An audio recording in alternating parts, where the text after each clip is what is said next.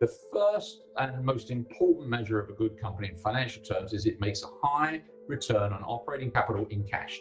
The cash delivered in a reporting period divided by the capital employed is a high number.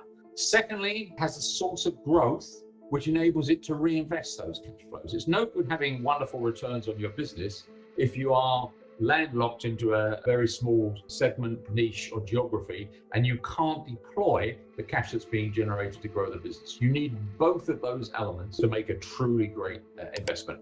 And last but by no means least, you need a source of sustainable capital advantage to prevent mean reversion. People are attracted to compete in your business. There's a perfectly good law of economics called mean reversion, which says that all returns revert to the mean in the end.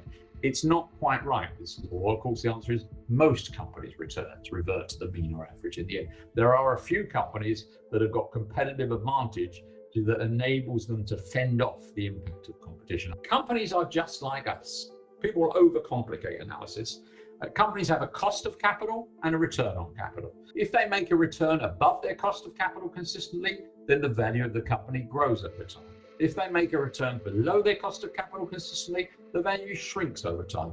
Think of it in personal terms. If you go out to your bank and borrow money at 5% and you invested in funds for the last decade at 18%, you would have become more wealthy. If you borrow from your bank at 5% and invested in somebody else's fund at 2% return, you would have become poorer. We don't need to get into higher mathematics here or any particularly sophisticated level of thinking.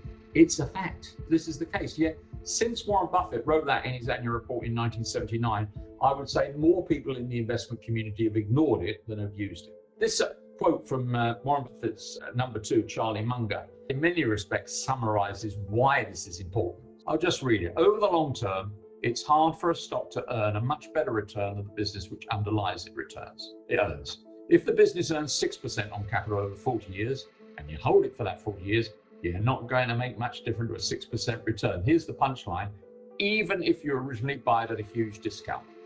Conversely, if a business earns 18% on capital over 20 or 30 years, even if you pay an expensive looking price, you'll end up with one hell of a result.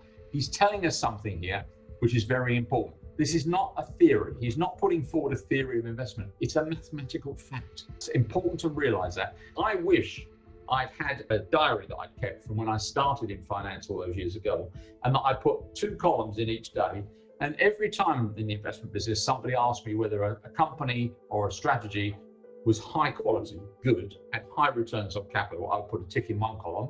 And every time they said, but is it cheap or expensive, I'd put a tick in that column. I would have far more ticks in the is it cheap or expensive column. People spend almost their entire effort thinking about whether something's cheap or expensive, highly rated or lowly rated, which I guess is a better way of expressing it, and far too little deciding whether it's a high grade business that they really want to own that can compound in value.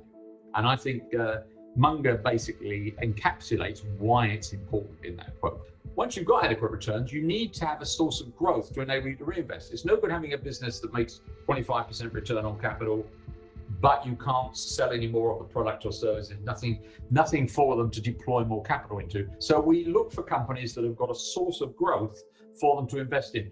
When they invest in a very high quality company's franchise like that at high rates of return on capital, they do a better job for you than I can ever do. I was asked in an article recently whether managers of companies are better at deploying capital than fund managers. And the answer is, it's not really a fair question, because fund managers don't control businesses. The managers who are in control of very high quality business, some of the world's great consumer companies, tech companies, medical companies, and so on, have a different opportunity to fund managers. They have a business that can generate high returns to reinvest in. They just have to not screw it up. Basically, where does this growth come from? We look for a business that has a source of secular growth, not cyclical growth, not it goes up and it goes down. Everything has a bit of cyclicality, but we're looking for companies which both at the peak and the trough of the business cycle are bigger than they were at previous parts of the business cycle, that grow not in every reporting period or every year, but they do grow over time. And it typically comes from one or more of these things. Consumerisation of the developing world. When people in the developing world go past a certain level of disposable income, they become consumers. They're part of a developing economy. They no longer spend all their time sourcing and preparing food. They've got jobs in factories and call centers and all kinds of things like that. They need the benefits of consumerization, and they aspire to become consumers as well.